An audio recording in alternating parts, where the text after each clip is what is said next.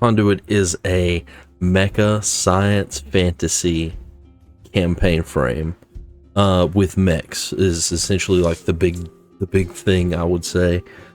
Like if there was one thing I would say that it's worth it, is the mechs, because I like the little system that I made. I think it was really cool. But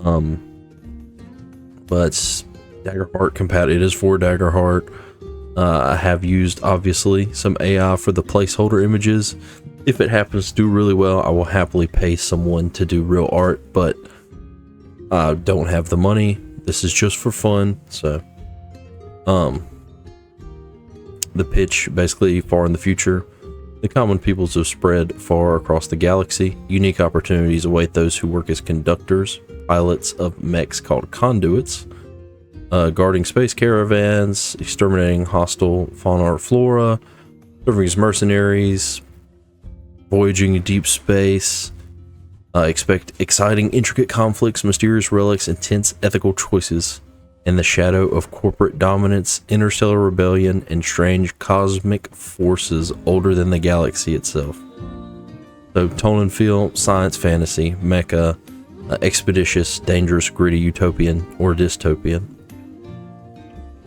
The themes typically, and like from the touchstones, like I have Gundam thrown in there, not because of, I mean, obviously fighting robots, but like the political stories you could possibly tell in this frame.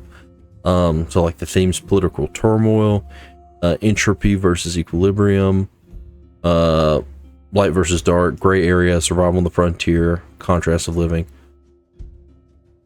Basically, I made this because I feel like the broad space, galactic civilization, you can tell a multitude of stories, and plus I just like the science fantasy stuff.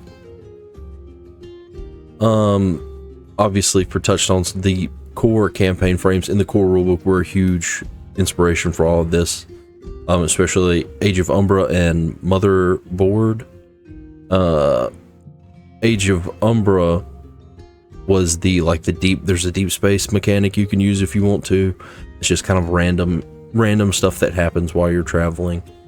And then the Strength of Hate from Age of Umbra, which is like as you mark scars on your character, you get damage bonuses.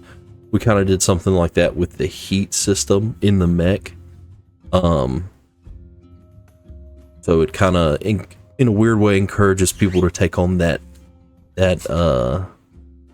resource to mark some heat or stress, essentially.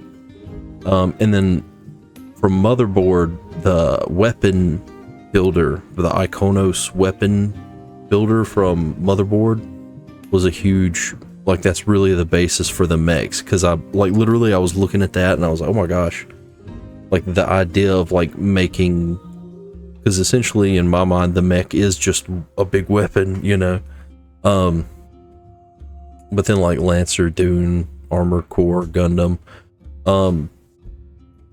I would say out of all these Armored Cores, probably what would be the most into. It's just cool robot fighting is really what's cool. But Dune and Gundam have that kind of political.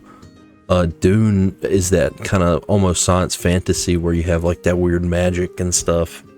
These supernatural things on top of being a galactic,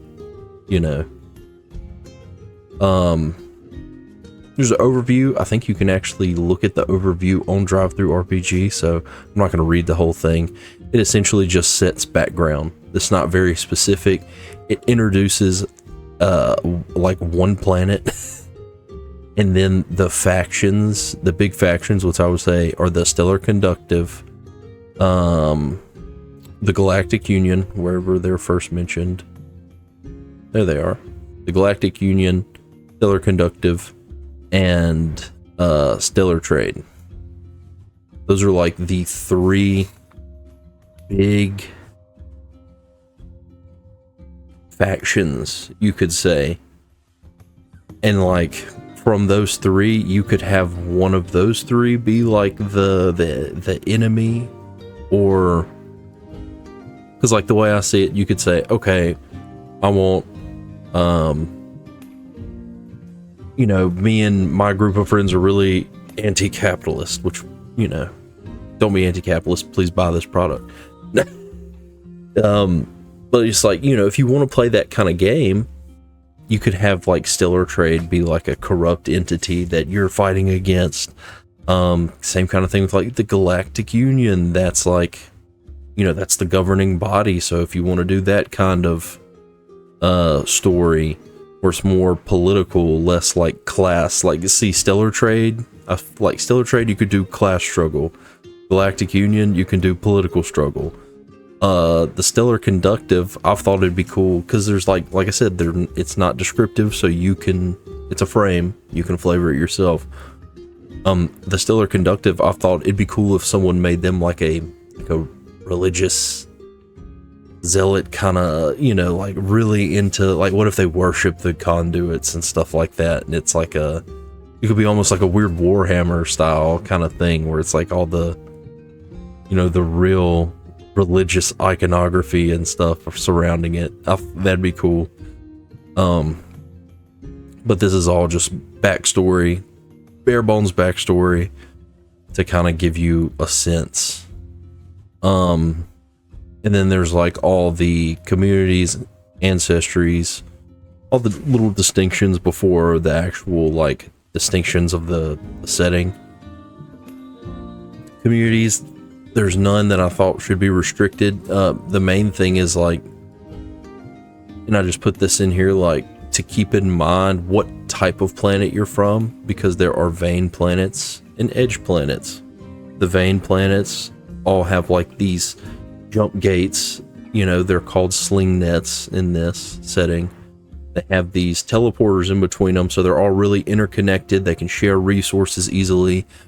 But the edge planets, they are beyond that vein of trade, and they aren't as well resourced or well equipped, I guess you could say. That's not to say the edge planets can't be self-sufficient, but you know, they may lack the regular connectivity to the rest of the galactic civilization. But like whatever kind of planet you're from, that could impact your community.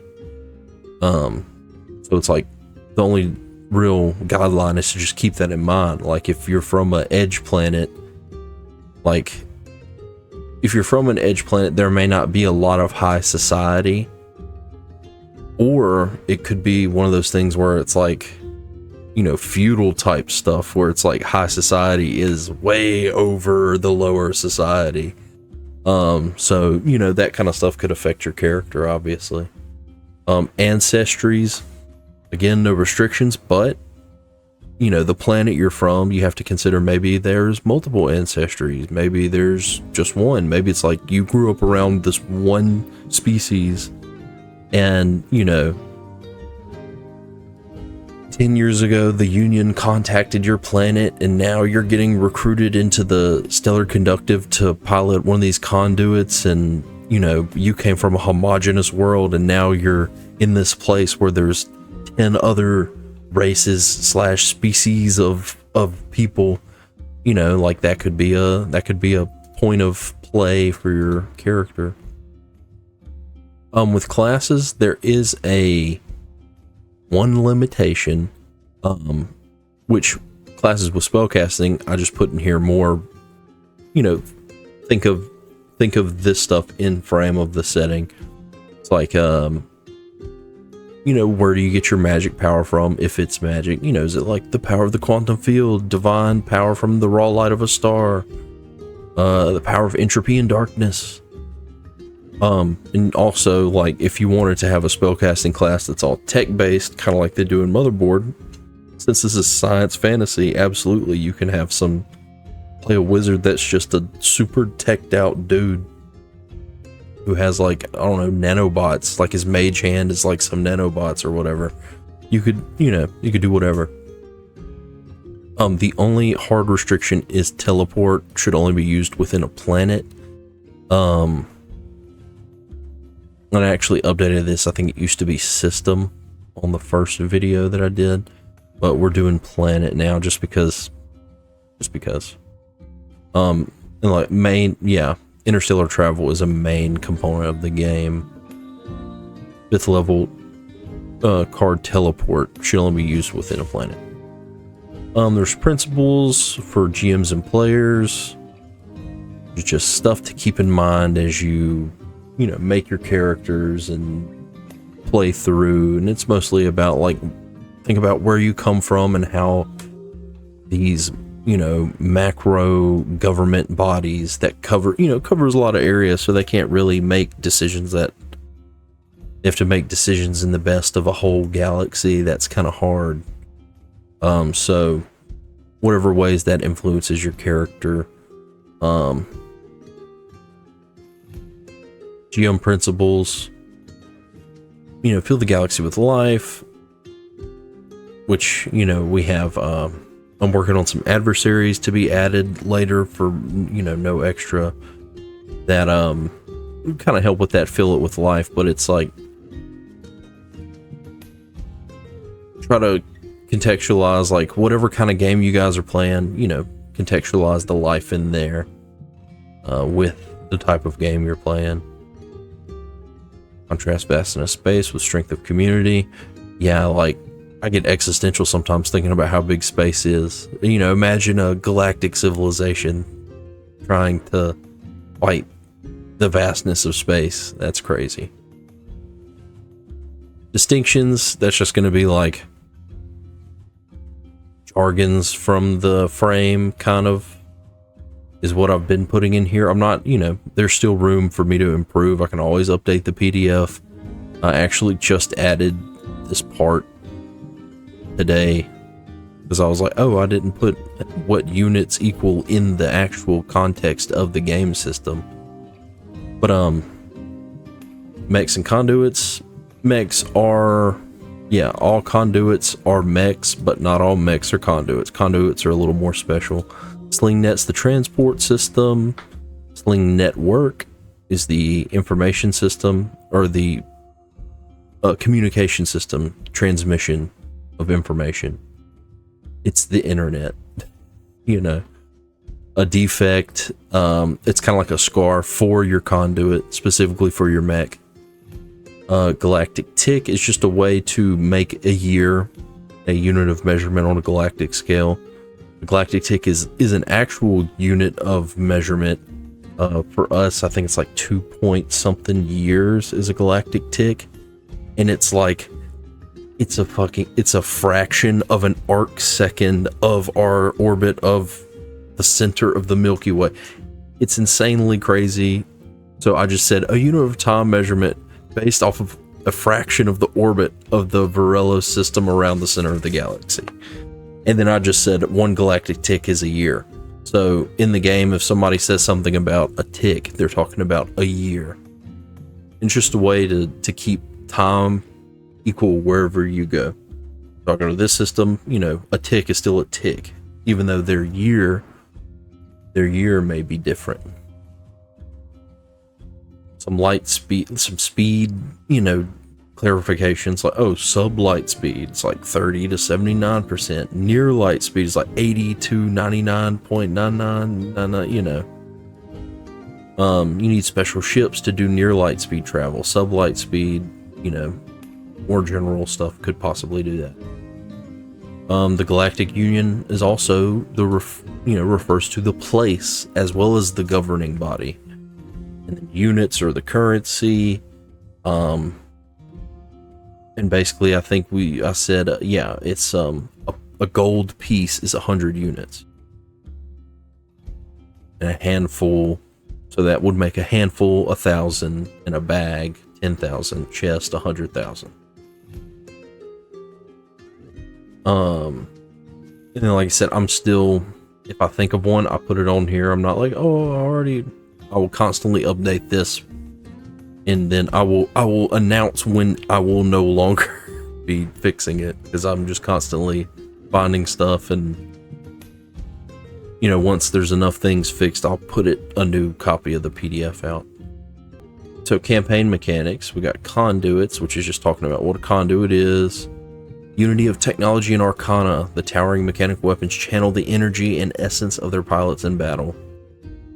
And they all have a weapon. You know, so kind of you have the custom weapon like the Iconos thing from Motherboard. But I also say, well, it's a mech, so it's going to have a secondary weapon. And then I have auxiliary weapons, but they are essentially just a flavorful representation that you can use for your domain effects or your character features. Conduits can be upgraded with augments. You know, that's just a lot. That's basically just the stuff from the Iconos. You know, I thought that was a really good idea, because that kind of takes the place of like letting people find the gems and stuff, or the stones. I can't remember what they're called, but it's like you know, the things that like you could attach to your weapon, and it's like, oh, I'll drop the lowest value die, and you know, you could roll in it. It's like the buff, the little bonus things. Instead of that, I like this system really good, so I just kind of took it. Conduits are an extension of your character and grow and adapt with their pilots. Any abilities you have may be used through your conduit. So essentially, all of your character abilities you can use in the conduit. The whole point is it's like a mechanical, and it's arcane and mechanical funneling. You know, basically any skills you have, you can manifest through the conduit type stuff, you know. One big thing is, so hit points as structure points and stress as heat.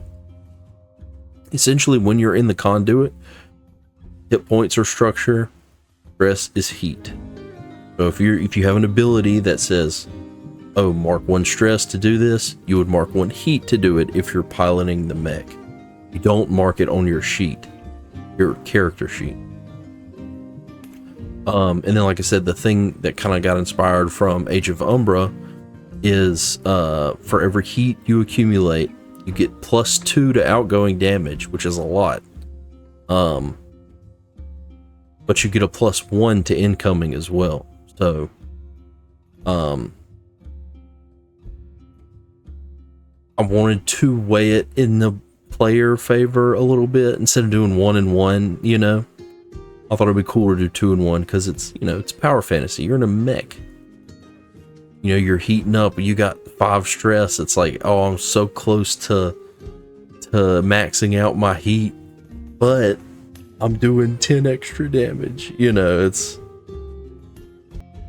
But so with this, you also gain a way to get rid of heat / stress. You know, what would be stress mechanically.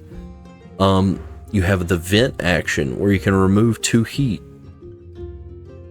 Oh, I actually may need to change that, because I'm still, you know, and all this is still subject to change, but it's going to be 1 or 2 heat in the end.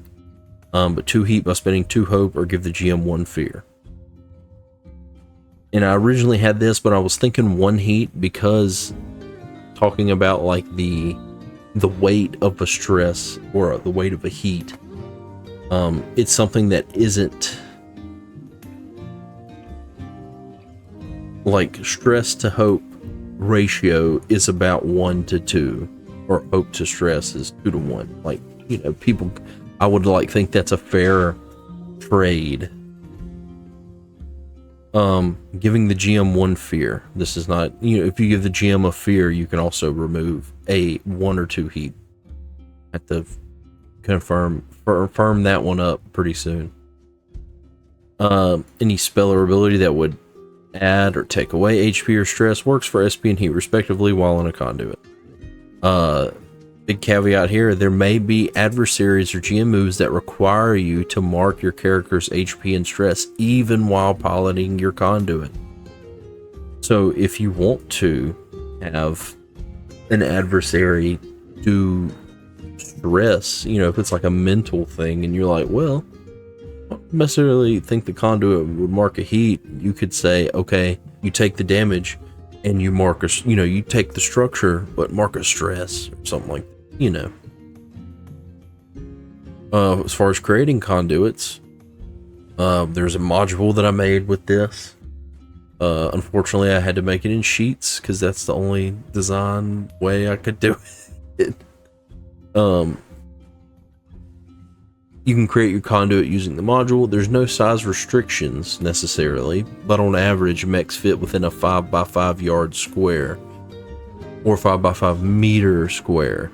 And that ranges is the next section.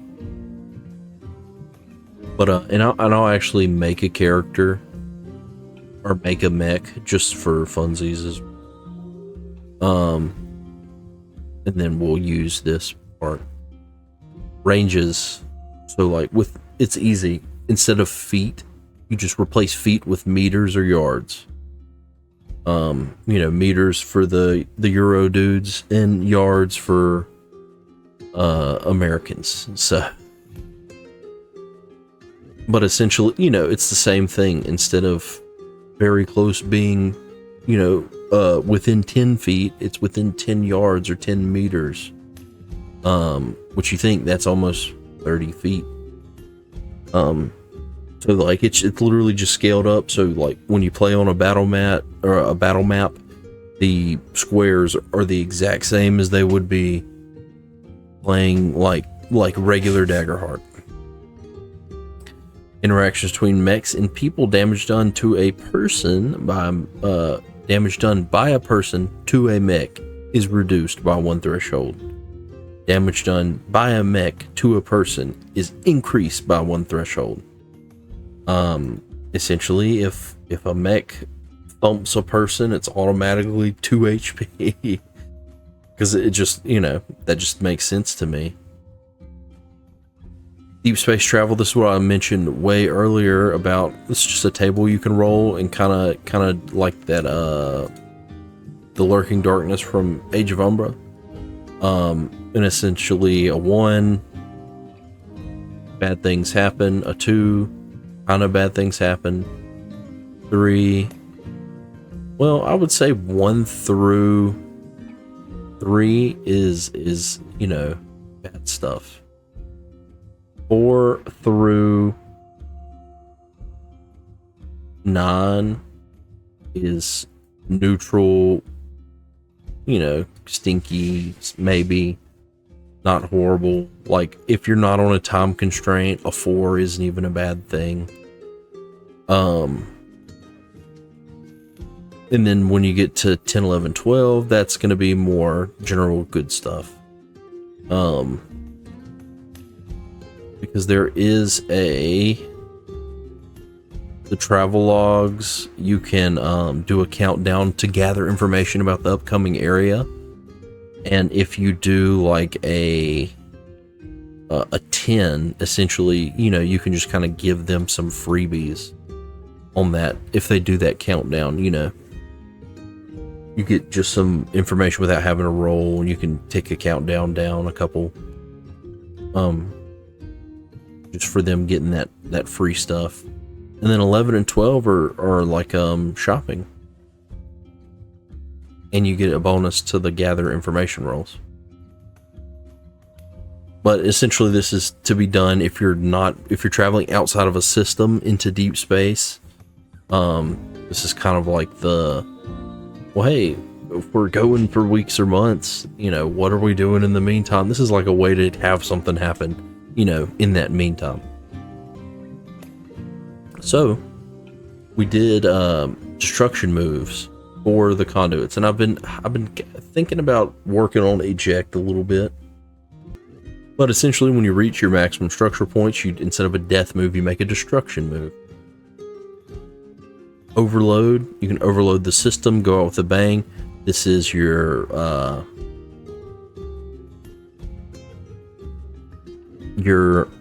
Blaze of Glory, heroic sacrifice kind of thing. Yeah, overload the system, go out with a bang. Wow. And then we have risky maneuver, which is the the test your luck thing. Roll your dice if hope is higher. It's the same thing as the regular stuff.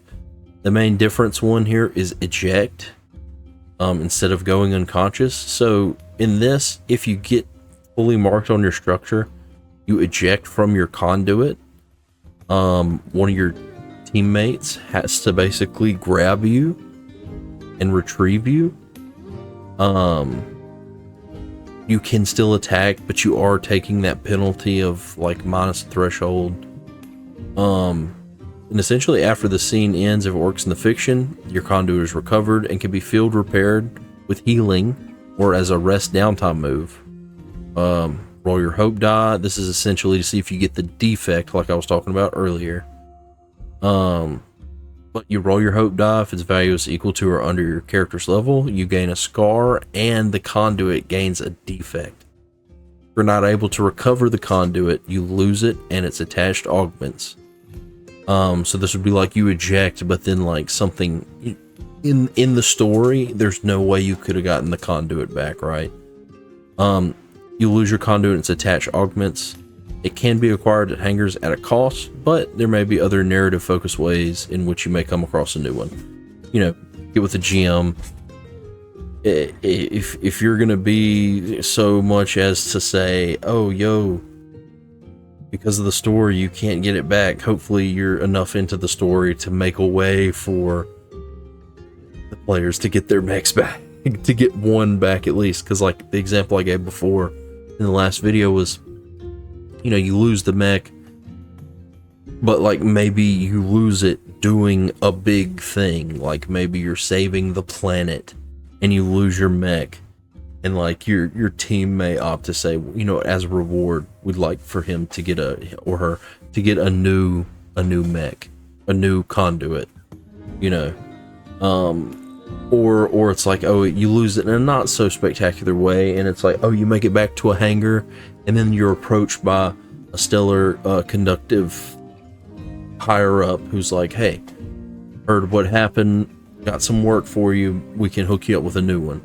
You know, and then maybe you could do an out of mech arc, you know, a couple episodes or a couple sessions.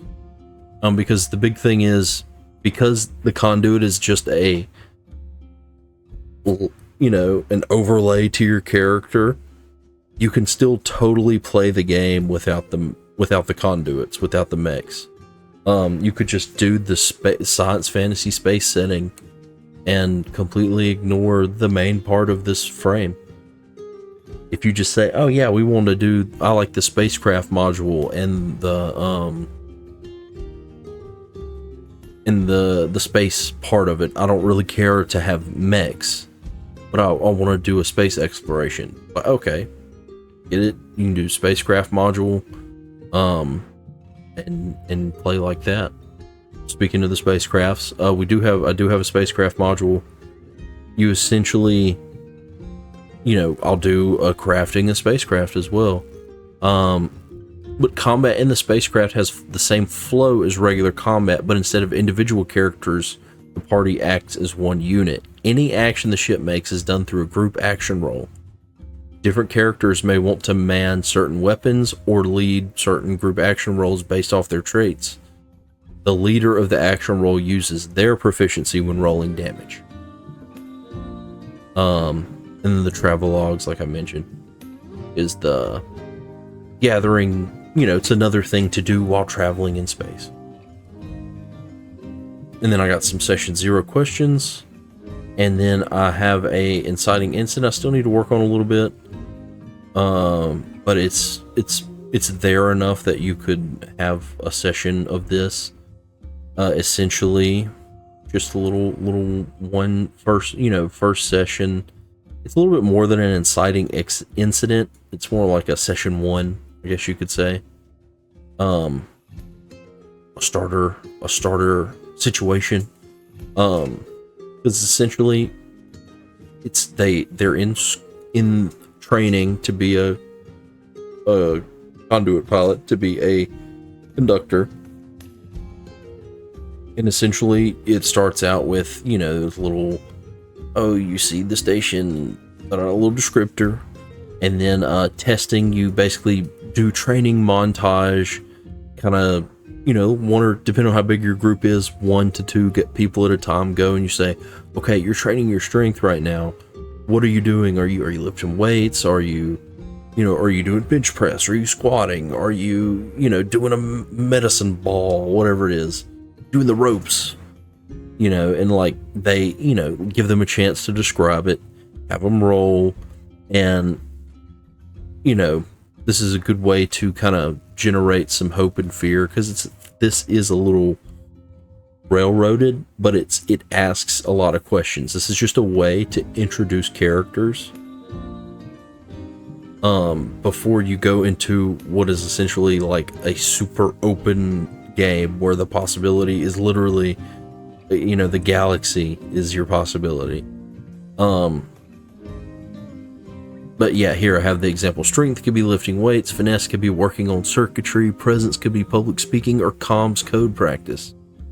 Used as a way for players to introduce themselves and generate hope and fear for later in the session. And I actually we did a session 1. I have to go back and dub over parts where I had the mic mute. And essentially you ask them a bunch of questions, you describe a little bit, describe a little bit, ask them a question, describe a little bit, ask them a question. Essentially just a way for everybody to kind of get into the thing. We only have 2 guys that I normally play with, so I had 3 NPCs. And on the spot, I came up with Zach, Jacob, and Derek, which happened to be 3 like tabletop YouTubers that I like to watch. Essentially, you get something happens and you have to go deal with it. And there's a couple little ways it could end. I was actually thinking of another way to throw it in, change it up a little bit. But there is a session 1 pre-written here. Also have a planetary guide. This is literally just super bare bones, literally just random stuff. I need to go back through and double check all this. This is literally just random things that I threw in here to give people ideas for coming up with their own planets. We got like a forge world. I think there's another one too. A cultural jewel, planet performance data broadcast, and spectacle. There's even some little factions and rumors, situations. Just little things to get you going, basically. The galactic map is literally me like ChatGPT. Galaxy, black and white, like a drawing. And you can literally put this thing in paint and put some dots on it, and you say, oh, there's this planet, there's this planet. But I do plan on having several adversaries that I will add later. I'm already working on some of the mechs.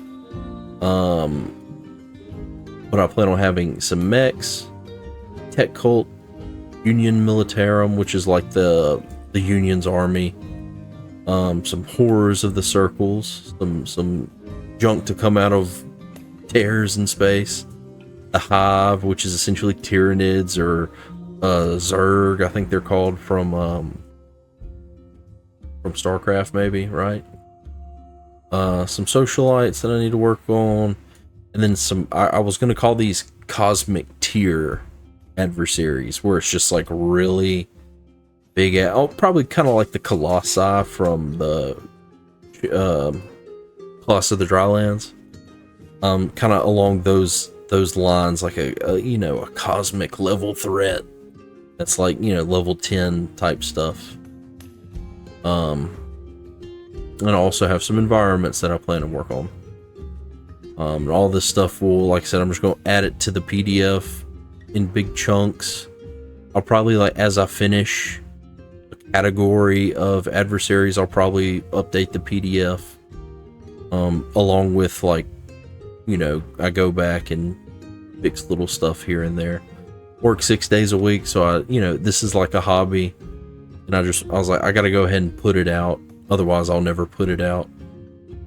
Because I mean, I've been working on this since Daggerheart came out, because me and Tug got really into the Gundam mobile game.